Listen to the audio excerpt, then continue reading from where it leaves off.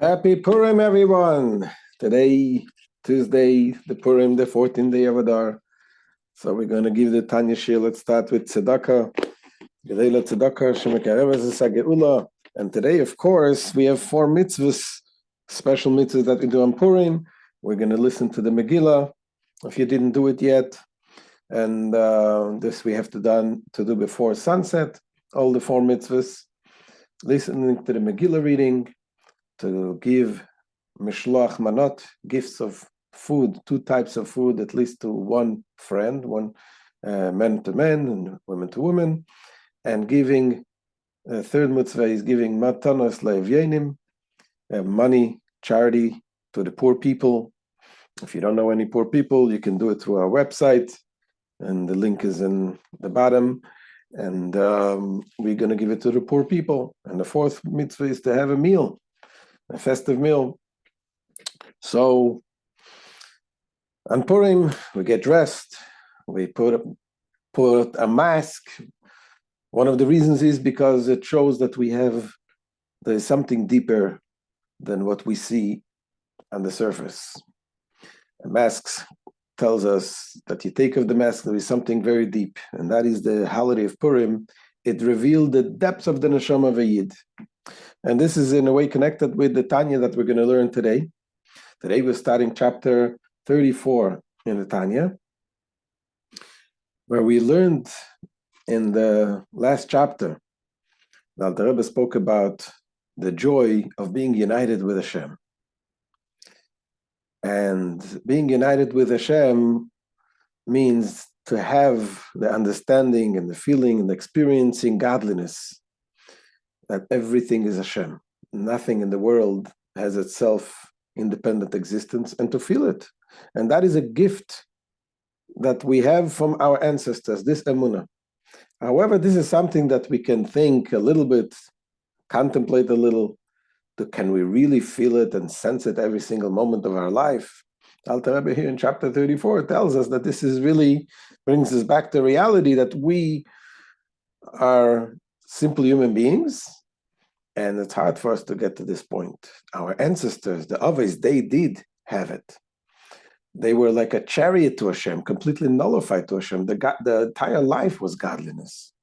There's a story with the Rebbe Rashab, the 5th Lubavitcher Rebbe, that he had some problems hearing in one of his ears, and they went to find out what the problem was, and there was apparently was that when he was learning Torah, there was some noise on the one side, so he was able to control his hearing, that the noise should not come. That's how much that the tzaddik was completely in control of every part of his body. Even the hearing was able to control to not to hear from that ear. The tzaddikim, they're in a high level. They feel, they sense godliness. Everything, they control the entire body to do exactly what Hashem wants. That's what our Avos did. What about the rest of us? As the Alter Rebbe says, that this is what Hashem realized. Every Jew is able to have the opportunity to host Hashem, to host the Almighty. And how is that? In the time of the temple, it was through building the temple. And in today that we don't have the temple, is through learning the laws of the Torah. Let's see inside what the Alter Rebbe says. Says the Alter Rebbe, it is known the patriarchs are truly the divine chariot. The divine chariot, just like a chariot does not have its own will, it goes where the rider takes it. The same thing that our patriarchs, they're completely nullified to the will of Hashem. They did only what Hashem wanted. Throughout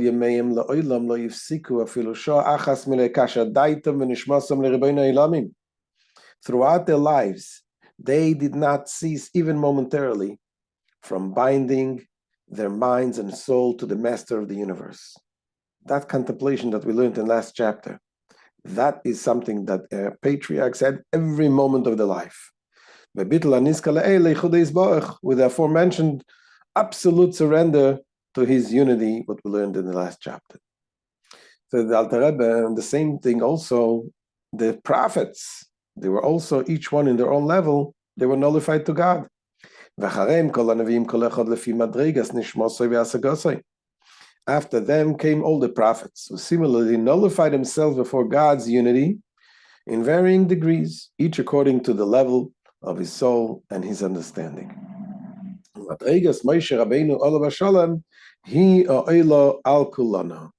To the rank of our teacher Moshe Rabbeinu, the Moses, our teacher, peace upon him, this surpasses them all. Of him, our sages said, the Shechina, the divine presence, spoke out of Moses' throat. That's like when you speak, the throat cooperates, speaks whatever you want to speak. Moshe Rabbeinu's throat cooperated with Hashem, and he did exactly the way Hashem wanted him to speak. At Mount Sinai, Israel, the Jewish people, were privileged to experience a glimmer of this level of self-nullification. All the Jewish people had that experience. However, it was too much for them. But they could not endure it.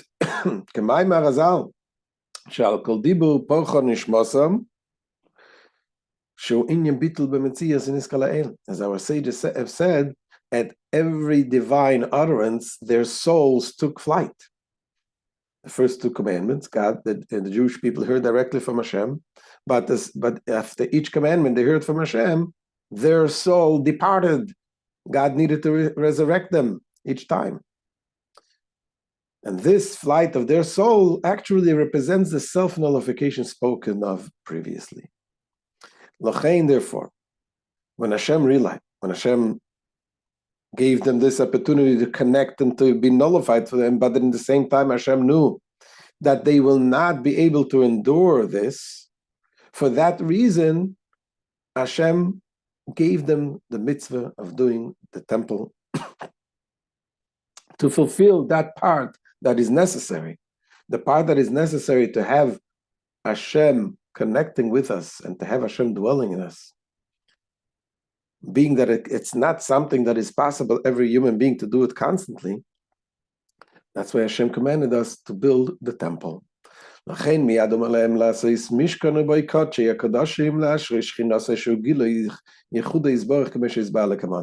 Therefore, because they were unable to live with this feeling of self-surrender before God, he commanded them immediately to erect for him a sanctuary, in which would be the Holy of Holies, wherein his presence would dwell, meaning there his unity would be revealed, as will be explained further. And that Beis Hamikdash, in the Holy of Holies, that's where the unity of Hashem was revealed. That is why in the temple it says the Makom Ha'aron Eino Min Hamidah. There was a lot of miracles taking place. One of them is that the ark did not take physical space. On the one hand, the ark in the Holy of Holies had a certain measure, 2.5 cubits. But if you measure the room from each side of the ark, you realize that the ark doesn't take space. So it took space and it didn't take space. It had a measure to it. If it wouldn't have a certain measure, it wouldn't be kosher, wouldn't be qualified. But in the same time, it didn't take place. It didn't take space. So this was a miracle beyond miracles. This was something that God's revelation was revealed right here in this physical world. And that was in order to have the unity of Hashem revealed in this world, that is the purpose. And what happened then, after the temple was destroyed? Says the Alter Rebbe, once the temple was destroyed, we still have that opportunity to host Hashem by learning the laws of God with this premise, with this preface of understanding that the entire world is one with Hashem, and that God has his will placed in the laws of the Torah, And when we learn this and understand this, we are uniting with Hashem, with Hashem's will. Ever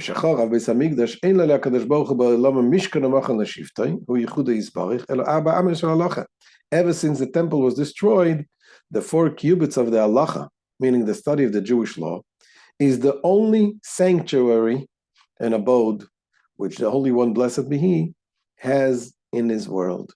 Meaning the Torah is the only abode for the revelation of His unity, specifically the laws of the Torah. But the halacha, the law of Hashem set out before us, they are the actual embodiment of God's will and wisdom, which are one with God. The halachic ruling represents the divine will, and what underlines it is divine wisdom. Hence, in the Torah, God's unity stands revealed. And therefore,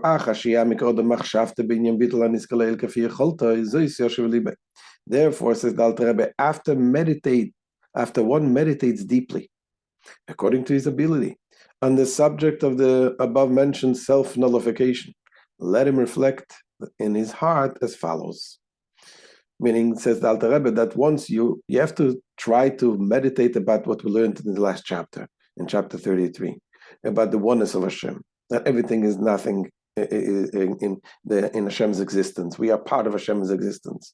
So once you do it as much as you can, you have to think that being that I am human and I'm limited and I'm not capable of containing this great unity of Hashem in my mind and my being, that is why I'm going to use that every opportunity to do it through studying God's will and understanding God's will, which is the Torah.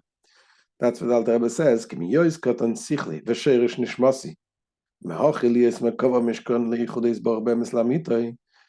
capacity of my intelligence and of my soul's root is too limited to constitute a chariot and an abode for God's unity in perfect truth. Why? For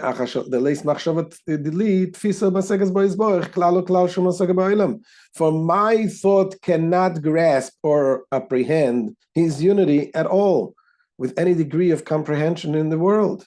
Not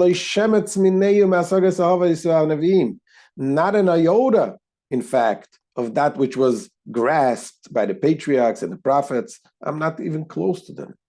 Therefore, what is the thing that I can do? I can set time to study God's Torah.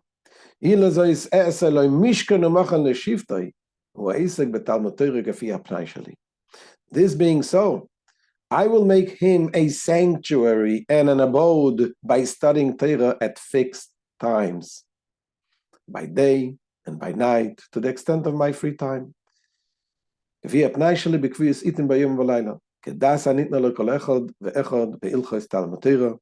As stipulated by the law governing each individual's situation, set forth in the laws of the Torah study.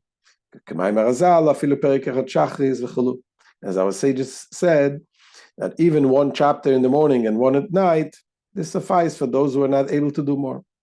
So then, this will also bring us a great joy, says the Alter Rebbe, for the fact that we become a host to the Almighty.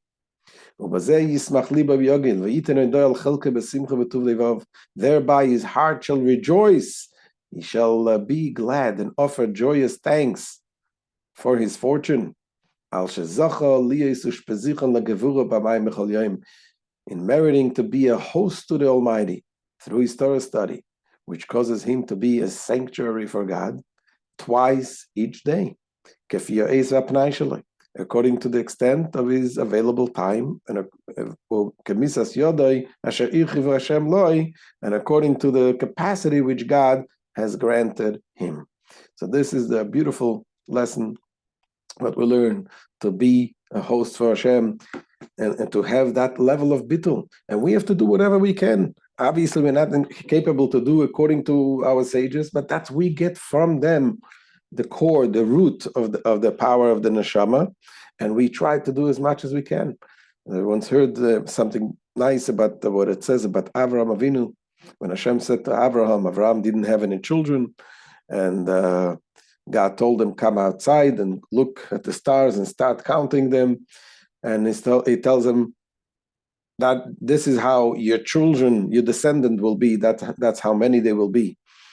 And so one of the sages I heard once said that when Hashem told Avraham, start counting the sons, so obviously it sounds like Hashem telling him, just like you cannot counting the stars. I mean, just Hashem told him, just like you cannot count the stars, that's how you're not going to be able to count your children. That's how many there will be. But Avraham, when he hears what Hashem said, start counting, and we started counting. And of course, he knows that he cannot count the stars, but he started counting. And Hashem told him, start counting. And the same thing here.